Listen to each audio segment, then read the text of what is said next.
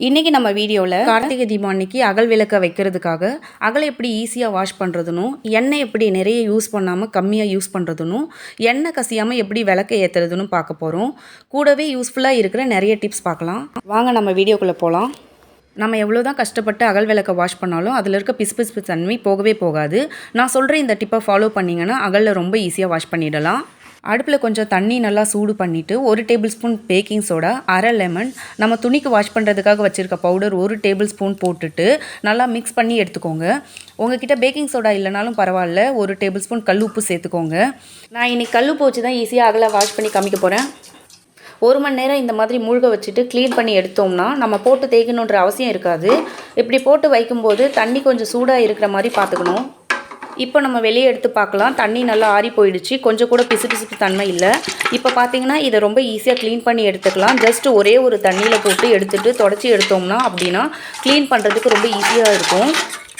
இப்போ நம்ம பழைய துணியிலே இல்லை டவல்லையே தொடச்சி எடுத்தோம் அப்படின்னா நம்ம யூஸ் பண்ணுறதுக்கு நல்லா வசதியாக இருக்கும். நான் பழைய துணியை வச்சு தொடச்சி எடுத்துக்கிறேன்.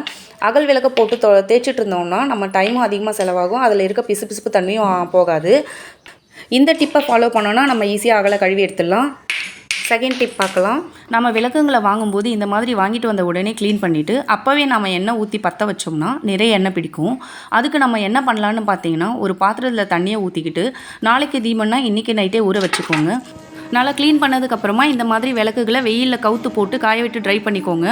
அதுக்கப்புறம் விளக்கு ஏற்றுங்க, எண்ணெய் பிடிக்காது. எண்ணெய் தான் நம்ம விளக்க பார்த்து வாங்கிட்டு வந்தாலும் கூட விளக்கு ஏற்றதுக்கப்புறம் அதுலேருந்து எண்ணெய் கசியும். அதுக்கு நம்ம ஒரு சூப்பரான டிப் பார்க்கலாம். வீட்டில் நெயில் பாலிஷ் இருந்தால் எடுத்துக்கோங்க. நெயில் பாலிஷ் இல்லைனா வீட்டில் இருக்க பெயிண்ட்டு, அப்படி இல்லைனா இந்த மாதிரி ட்ராயிங் பெயிண்ட்ஸ் எது இருக்கோ அதை எடுத்துக்கோங்க. இந்த மாதிரி அடிக்கிறதுனால பார்த்திங்கன்னா எண்ணெய் லீக் ஆகிறத நம்ம தடுக்கலாம். விளக்குல நல்லா காய விட்டு கொஞ்சம் கூட தண்ணி இல்லாமல் பார்த்துக்கோங்க. அப்போ தான் பார்த்திங்கன்னா நெயில் பாலிஷ் நல்லா ஒட்டும். இப்போ இது ஃபுல்லாக நல்லா அடிச்சிட்டோம்னா கலர்ஃபுல்லாகவும் இருக்கும். நல்லா பிரைட் கலராக இருந்தால் பார்த்திங்கன்னா நெயில் பாலிஷ் வாங்கி அடிச்சுக்கோங்க. இந்த மாதிரி பண்ணிங்கன்னா எண்ணெய் லீக் ஆகாது.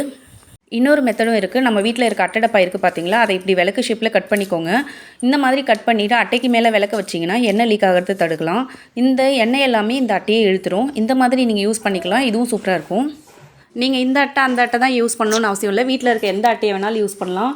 நோட் புக் முன்னாடி இருக்கும் பார்த்தீங்களா, அந்த அட்டையை கூட நீங்கள் யூஸ் பண்ணிக்கலாம்.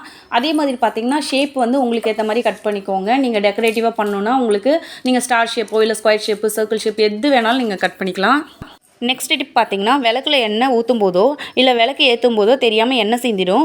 அதை துடைக்க அது மேலே கோலமாவோ இல்லை மைதா மாவோ இல்லை கோதுமை மாவோ இல்லை ஏதோ ஒரு மாவு அது சிந்தின இடத்துல எண்ணெய் மேலே தூவி ஒரு 2 நிமிஷம் விடுங்க.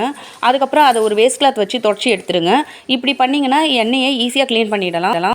நெக்ஸ்ட் டிப் பார்த்திங்கன்னா, நம்ம அழகுக்காக உருளியில் பூ டெக்கரேட் பண்ணுவோம். ஆனால் அந்த பூ பார்த்திங்கன்னா 2 நாளையிலே வாடிடும். அப்படி பூ வாடாமல் இருக்க அந்த தண்ணியில் 1 டேபிள் ஸ்பூன் சுகர் சேர்த்து அது மேலே பூவை வைங்க. அப்படி பண்ணிங்கன்னா பூ ரொம்ப நாளைக்கு வாடாது. நம்ம விளக்குக்கு நிறைய எண்ணெய் ஊற்றி ஏற்றுவோம், ஆனாலுமே விளக்கு சீக்கிரமாக மலையேறிடும். விளக்கு நிறைய நேரம் நின்று எரிய நம்ம எடுக்கிற திரி இருக்குது இல்லையா, விளக்குக்கு ஏற்றுற திரி, அந்த திரியை இந்த மாதிரி எண்ணெயில் விட்டு அதில் ஊற வச்சு எடுத்துக்கோங்க. அதில் அந்த திரி எல்லா எண்ணெயும் உறிஞ்சிரும். பஞ்சு திரியாக இருந்ததுன்னா ஒரு விளக்குக்கு ஒரு திரி போதும்.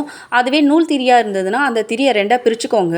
இப்படி மெல்லிசாக திரியை ஊற வச்சு விளக்கேற்றினாலும் விளக்கு ரொம்ப நேரத்துக்கு நின்று எரியும். நெக்ஸ்ட்டு பார்த்திங்கன்னா, மஞ்சள் குங்குமத்தை எப்படி ஈஸியாக விளக்கில் வைக்கிறதுன்றதை பற்றி தான் பார்க்க போகிறோம். மஞ்சள் குங்குமம் பார்த்திங்கன்னா நம்ம கையில் வச்சு வைக்கும்போது கொஞ்சம் ஒன்றுத்தில் குட்டியாக இருக்கும், ஒன்றுத்தில் பெருசாக இருக்கும், அந்த மாதிரி மாற்றி வைப்போம்.